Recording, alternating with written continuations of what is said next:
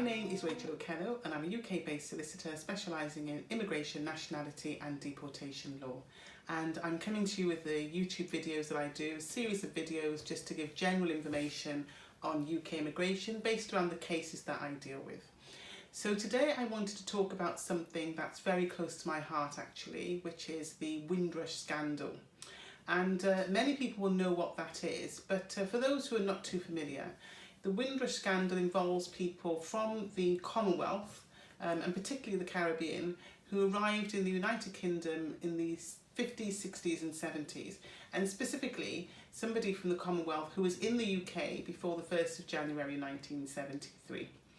And I'm going to look particularly around the deportation of Windrush nationals and to look at whether the UK is really still deporting UK citizens, because we do know that in the past the UK has actually wrongfully deported people who came from the Commonwealth who were barred or exempted from being deported, and the UK did deport those people. And in light of the recent Jamaica 50 flight which took place this year in February, and actually there was also another flight to Jamaica, a chartered flight where they deported what they called foreign national offenders.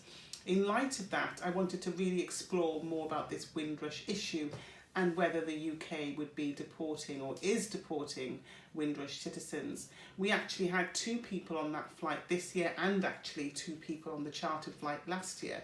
And we were able to get our clients off the flight on both occasions, and all those clients are now in the UK with their families.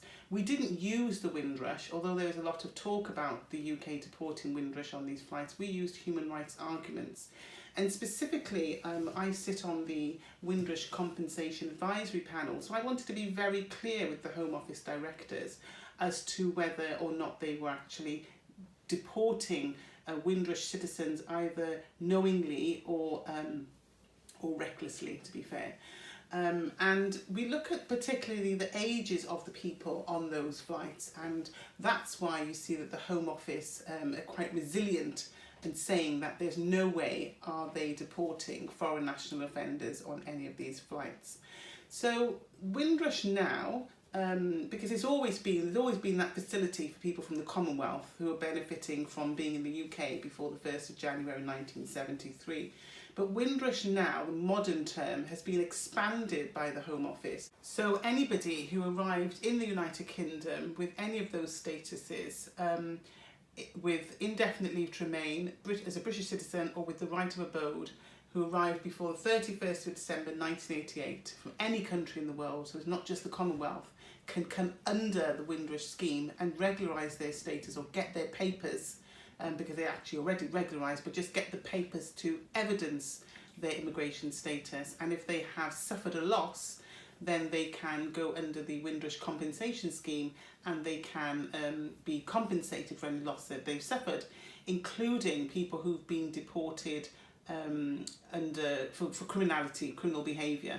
Because if you were in the United Kingdom before the 1st of January 1973 and you were subject to deportation proceedings, but you'd also lived in the UK for 5 years prior to the deportation order, then you cannot be deported. So that's what the Home Office would look at, and that's what legal advisors look at when they're going under the Windrush scheme in terms of criminal deportation. So somebody who was in the UK from the Commonwealth before the 1st of January 1973 and who lived in the UK for at least 5 years continuously before the making of the deportation order cannot be deported. And so anything outside of that, so I'm not talking about your cousins or your mother or your father or your sisters or your brother, it's the person who's actually wanting to use the Commonwealth law, which is coming from the Immigration Act 1971, who wants to use that to avoid being deported from the United Kingdom. So it's not the mother or father or children or brothers or cousins or uncle, it's the actual person who wants to benefit from the Immigration Act bar against deportation. And it's important because a lot of people talk about Windrush links, and normally when we talk about the widening of the Windrush scheme, it does involve children and it can go down to grandchildren, but for the purposes of deportation, under people who qualify for Windrush, we only look at people who arrived in the United Kingdom before the 1st of January 1973 as a starting point. And so this is why we saw that the Home Secretary, the former Home Secretary I should say, Sajid Javid, who was the then Chancellor at the time of the deportation flights, and Boris Johnson were adamant that there were no Windrush people on those flights because, according to them, even if you look at the ages of those people, then they couldn't benefit from that bar against deporting Windrush citizens. However, that is not to say that the people on the flight should have been deported, because as with our case, we looked at the human rights elements that the people have, because they always have human rights arguments that need to be looked at and explored. So even if they don't come under Windrush, we still have to look at the human rights arguments. And I say that because if you make an application that you're Windrush and you seek to not be deported because you're Windrush, and then as a question of fact it's found that you're not a Windrush citizen, then you can be fast-tracked out of the country because you haven't made those correct human rights arguments. You're just focusing on something that actually doesn't apply to you.